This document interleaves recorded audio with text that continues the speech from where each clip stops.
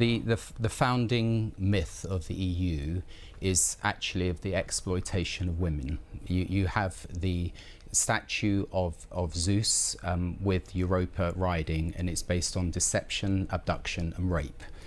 People don't know that because they want to talk about money and other things. So basically, I've been talking about the identity of the EU compared to the 1,000 years of heritage that we have in the UK that goes back to Alfred the Great, the ups and downs of that heritage. But we now have a free democracy where people have a choice, and my concern is that the EU is leading us to an empire. They're quite open.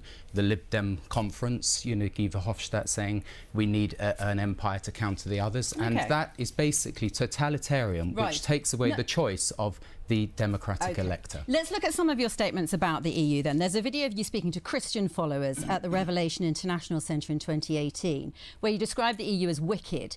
And you claim the EU was created in a temple, which isn't true. You talk about treaties and I said it was signed there. And by the way, let me finish, Tim. Let me finish. I'm going to finish the question. I am going to finish. I know you are. I know. Thank you. So I'm going to keep talking because you need to listen to the questions in a political interview. Thank you.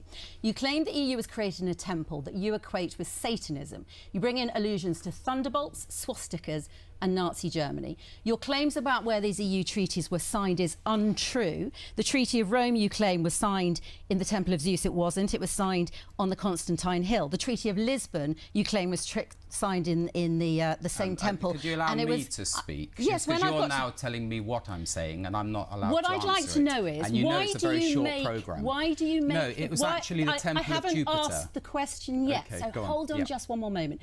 You make all of these claims.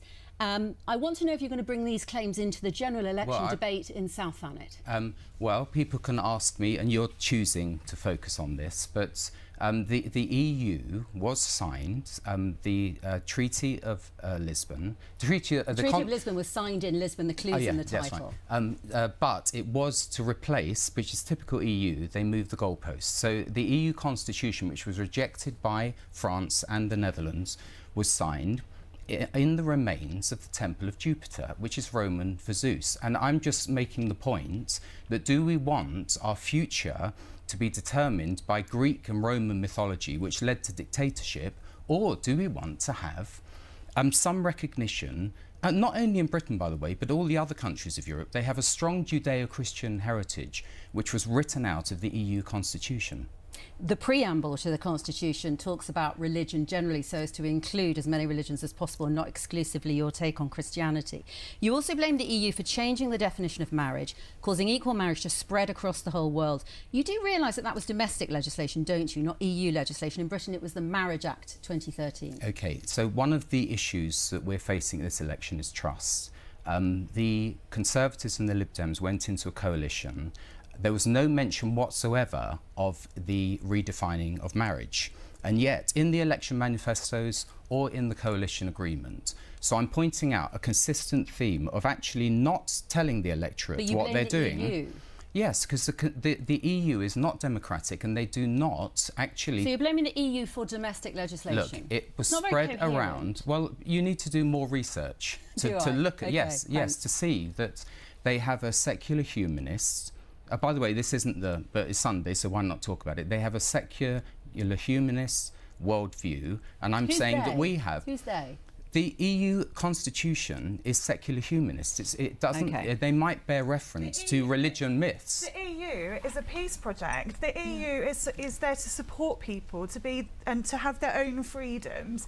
That's the point of it being too many secular, layers, so that we can include as many people as possible. And as a classical archaeologist, I find bringing in the classics of Greek and Roman history completely ludicrous. Well, it is, except that they've put it in front of the European Council building and on the mosaic of the European Parliament. They are saying that is our foundation myth, and I reject it. It's a big part of European history. It's not to do with the future It's part of the history in Southern Europe, but we have 1,000 years of other history. It is the Sunday politics, not but you chose to go down this track. Aside from the EU, you've also talked and written about the politics of sex and relationship education in schools, referring to shameful deeds done in secret, by which I presume you're referring to gay sex. Is it a sin? Right, I'll tell you straight that on the front page of the Telegraph, they talk about Jews leaving this country because of Corbyn.